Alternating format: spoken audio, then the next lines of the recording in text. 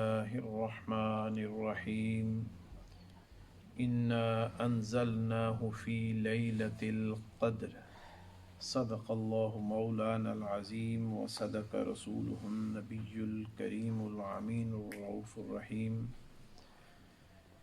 تمام محامد و محاسن اللہ تعالی جل جلالہ وعم نوالہ کے لائق ہیں، جس نے امت مصطفیٰ صلی اللہ علیہ وآلہ وسلم پر بے حد کرم نوازیاں فرمائیں۔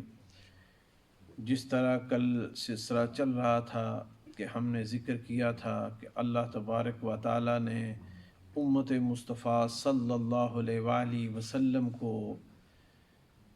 چھوٹی چھوٹی عبادات کے عوض بے شمار اجر عطا فرمایا اور بخشش کا بہانہ بنا دیا۔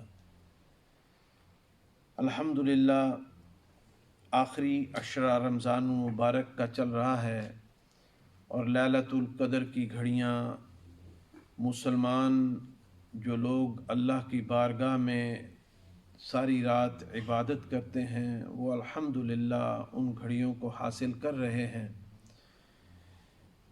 لیلۃ القدر کی فضیلت ہم نے کل کچھ بیان کی تھی اپنی بساط کے مطابق، اور الحمدللہ کچھ الفاظ آج بھی اس عزت والی رات کے بارے میں عرض کریں گے۔ اللہ تبارک و تعالیٰ سے دعا ہے کہ ہمارے الفاظ جو ہیں وہ اپنی بارگاہ میں قبول و منظور فرمائے۔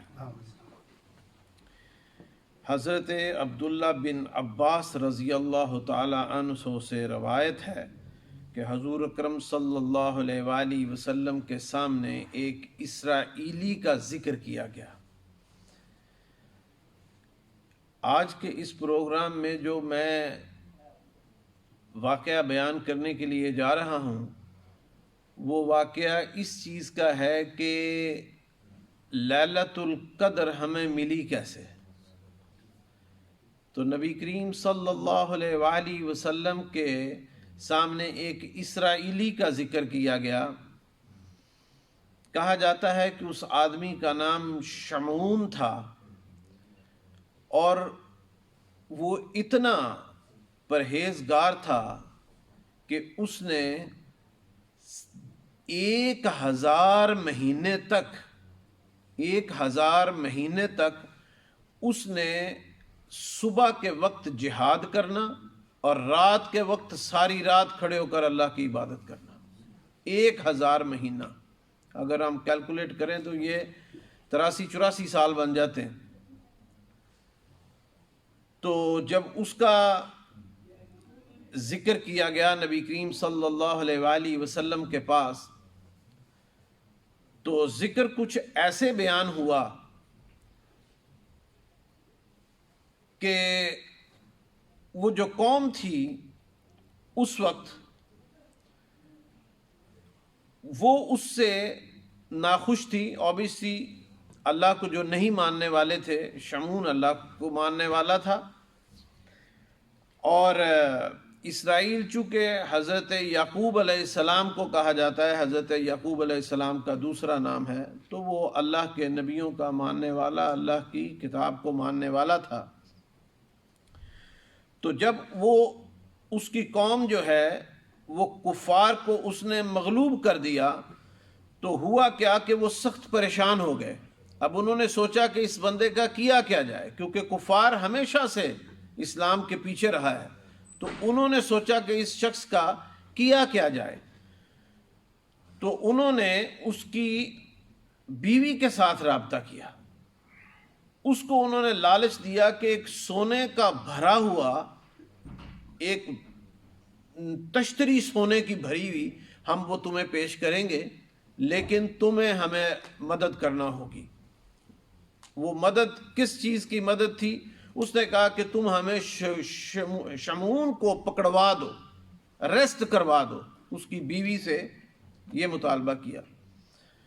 اب جب اس نے بات مان لی، اب جب شمعون سو گیا تو اس نے کیا کیا کہ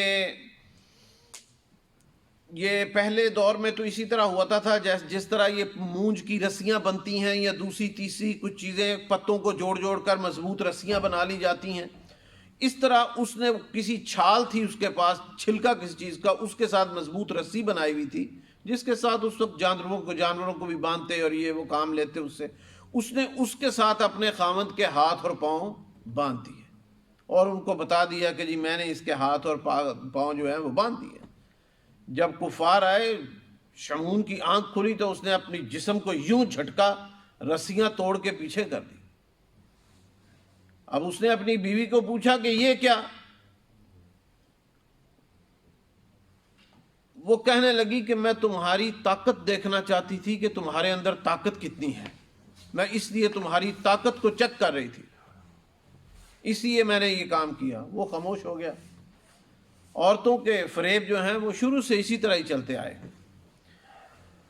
پھر اس نے کچھ دن ڈالے اور اس نے وہ جو لوگ تھے انہوں نے اس کو کہا کہ زنجیر دی. اس نے کہا یہ زنجیر لے لو لوہے کی بنی ہوئی، اور اس کے ساتھ جب سوئے تو اس کو باندھنا.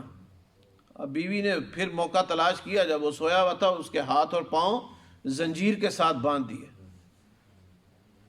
جب شمعون اٹھا اس نے دیکھا زنجیریں پہنی ہوئی ہیں، اس نے جھٹکا مارا، زنجیریں توڑ دی اور آزاد ہو گیا. اس نے کہا کہ یہ کیا بدتمیزی ہے بھائی؟ اس نے کہا کہ میں تو تجھے آزما رہی تھی کہ تمہارے اندر کتنی طاقت ہے، اگر دشمن کا تم مقابلہ کرنا پڑے تو کس طرح تم کرو گے، تو میں یہ تو کر رہی تھی. اب انہوں نے جب یہ دونوں چیزیں کفار نے دیکھ لی، انہوں نے کہا یہ تو کوئی مسئلہ حل نہیں ہوتا، اس بندے سے کیا کیا جائے. تو انہوں نے پھر اس کی بیوی سے کہا کہ تو اسی سے پوچھ، تو اسی سے ہی پوچھ کہ تو کس طرح جو ہے وہ تو تیرے قابو کرنے کا طریقہ کیا ہے، تو اسی طرح ہی اس سے پوچھ. تو اس کی بیوی نے اس کو ہی پوچھا. اس نے کہا کہ تو بتا کہ تجھے کون سی ایسی چیز ہے جو تجھے باندھ سکتی ہے یا کور کر سکتی ہے. اللہ نے ہر چیز کا ایک توڑ بنایا ہے، تیرا اللہ تبارک و تعالیٰ نے کیا توڑ بنایا، تو ہی ہمیں بتا. وہ شمعون نے اس کو بتایا کہ اس شمعون کی لمبی لمبی 8 زلفیں تھیں. آج بھی آپ نے دیکھا کہ یہ جو ہوم لیس پیپل ہوتے ہیں ان کی وہ بال آپس میں جڑ جاتے ہیں اور لمبی لمبی سی وہ چٹیا سی بن جاتی ہیں، اس طرح اس کی بھی 8 لمبی لمبی زلفیں تھیں. اس نے اپنی بیوی کو بتایا کہ میری یہ جو زلفیں ہیں نا، اس کے ساتھ اگر مجھے باندھ دیا جائے تو پھر میں یہ زلفیں نہیں توڑا سکتا، باقی مجھے اللہ تبارک تعالیٰ نے طاقت عطا فرمائی ہے، میں ہر چیز توڑ جاؤں گا. اس نے کہا اچھا. اس نے بتا دیا کفار کو، بولو یہ اس کا راز ہے. اور اس نے وہ ایک دن سویا ہوا تھا، اس نے اسی کی زلفوں کے ساتھ اس کے ہاتھ اور پیر باندھے اور کفار نے اس کو پکڑ کر قید میں ڈال دی. وہ قید خانہ بھی ایسا تھا کہ تاریخ کی کتابوں میں آتا ہے کہ وہ 400 گز اونچا تھا، اس کے نیچے ایک ہی پلر تھا. یہ آج کل میں دیکھتا ہوں کئی دفعہ ٹی وی پہ بھی اور میڈیا پہ بھی کہ وہ ایک ریسٹورنٹ بنایا ہوا انہوں نے، وہ ایک ہی پلر کے اوپر جا کے بہت بڑا، پتہ نہیں کس ملک میں ہے اس وقت میرے ذہن میں نہیں، وہ اس طرح کا انہوں نے ریسٹورنٹ بنایا ہوا اور اوپر بیٹھ کے لوگ کھاتے ہیں اور پوری دنیا کو، پورے سٹی کو دیکھتے ہیں وہاں سے. اس قسم کا انہوں نے بنایا ہوا تھا کہ جو اوپر چڑھا گیا پھر وہ نیچے نہیں اتر سکتا. تو انہوں نے اس کو اس قید میں ڈال دیا. جب وہ قید میں گیا تو پھر وہاں جا کر اس نے اللہ تبارک و تعالیٰ کے آگے دعا کی کہ یا اللہ مجھے اس قید سے نجات عطا فرما. اللہ تبارک و تعالیٰ نے اس کی قید کو، اس کی عرض کو سنا، اور سن کر اس جو ان کی قید خانہ تھا اس میں جس میں رکھا ہوا تھا اس کو جھٹکا آیا، زلزلہ آیا، وہ سارا وہ جو انہوں نے وہ جیل خانہ بنایا ہوا تھا وہ نیچے گرا، اور نیچے کر کے وہ سب لوگ جو شمعون کو پکڑنے کے لیے آئے تھے وہ سارے اس کے نیچے آ گئے اور فوت ہو گئے. یہ اس شخص کا سارا پورا واقعہ نبی کریم صلی اللہ علیہ وآلہ وسلم کے سامنے بیان کیا گیا کہ وہ شخص جو تھا وہ اس طرح عبادت کیا کرتا اور اللہ تبارک و تعالیٰ نے اس طرح اس کی ہیلپ کی.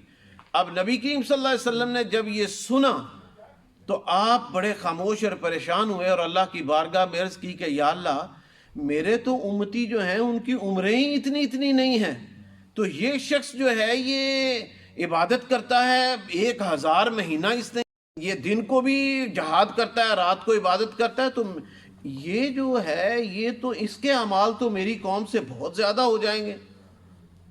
اللہ نبی کریم صلی اللہ علیہ وآلہ وسلم نے جو ابھی سوچ ہی رہے تھے تو اللہ تبارک و تعالیٰ نے آیہ کریمہ قرآن کریم میں نازل فرما دی۔ جو قرآن کی آیت میں نے آپ کے سامنے، جس کی ایک آیت میں نے آپ کے سامنے پڑھی ہے، انشاءاللہ العزیز اس کو آگے ہم اگلی نشست میں پھر لے کے جائیں گے۔ یہ جو ایک آیت پڑھی نا، اِنَّا أَنزَلْنَاهُ فِي لَيْلَةِ الْقَدْرِ، ہم نے اس کو قدر والی رات میں نازل کیا۔ تو یہ جو لیلۃ القدر ہے، یہ اللہ تبارک و تعالی نے نبی کریم صلی اللہ علیہ وآلہ وسلم کے اس فرمان کے پیچھے کہ یا اللہ میری امت جو ہے اس کی عمریں اتنی تھوڑی ہیں، تو وہ یہ قیامت کے دن ان کے تو اعمال بہت زیادہ ہوں گے، تو میری امت کے اعمال جو ہیں وہ کم ہوں گے۔ دیکھیں نبی کریم صلی اللہ علیہ وسلم کی کرم نوازی، ہر جگہ پہ اپنی امت کا خیال رکھا۔